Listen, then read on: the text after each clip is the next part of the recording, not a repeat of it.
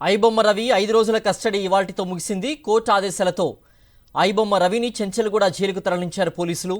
IBomma Ravi custody విచారణలో కీలక అంశాలు వెలుగులోకి వచ్చాయి. ఐబొమ్మ రవి ఒక్కడే పైరసీ చేసినట్లు గుర్తించారు పోలీసులు. ఐబొమ్మ రవి 100 కోట్లకు పైగా సంపాదించినట్లు పోలీసులు గుర్తించినట్టు తెలుస్తోంది.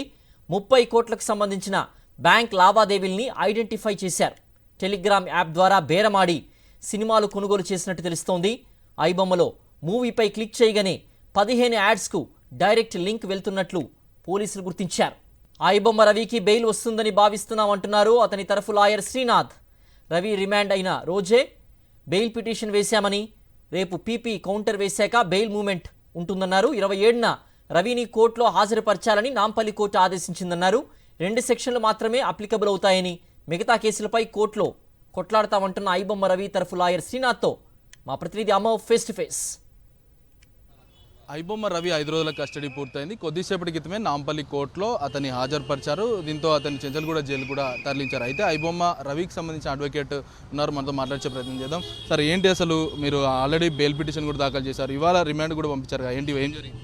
ఇవాళ రిమాండ్ కాదండి, పోలీసు వాళ్ళు ఇన్వెస్టిగేషన్ పర్పస్ కోసము కస్టడీ అడిగారు. 7 days కస్టడీ అడిగితే జడ్జి గారు 5 days కస్టడీ గ్రాంట్ చేసినారు. ఇవాళ 5 days టైం గడువు అయిపోయింది కాబట్టి కోర్టు వారి ముందర హాజరుపరిచినారు. మేము అతని తరఫున బెయిల్ అప్లికేషన్ ఫైల్ చేయడం జరిగింది.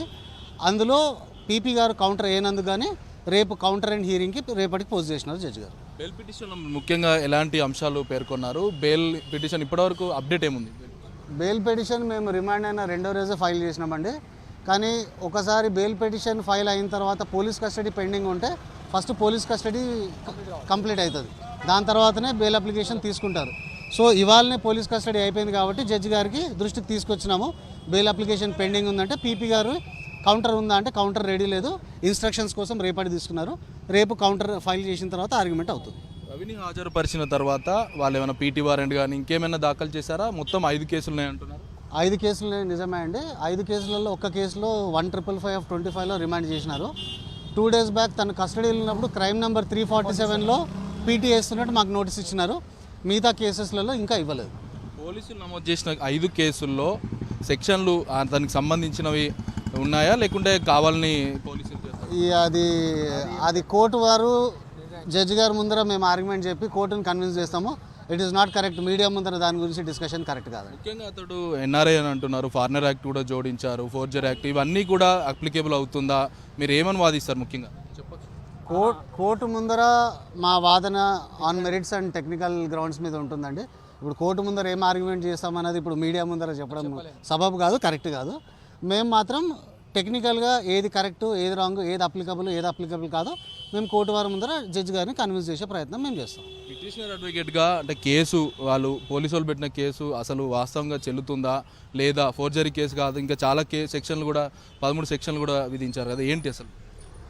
ఇప్పుడు పోలీసు వారు ఇంటరాగేషన్లో క్రైమ్ రిజిస్టర్ అయిన తర్వాత క్రైమ్ రిజిస్టర్ చేసినప్పుడు పలు సెక్షన్స్ కింద రిజిస్టర్ చేసినారు.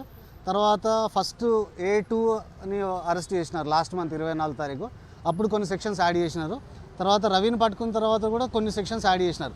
అవన్నీ ఇప్పుడు అప్లికబులా కాదా అనేది తర్వాత ట్రయల్లో బయటపడుతుంది. మా వాదన మాత్రం ఈ BNS చట్టం అనేది ఈ కేసెస్కి అప్లికబుల్ కాదు. ఇతని మీద అప్లికబుల్ అయితే కాపీరైట్ యాక్ట్, ఐటీ యాక్ట్ మాత్రమే అప్లికబుల్ అని చెప్పేసి మా వాదన ఉంటుంది కోర్టులో.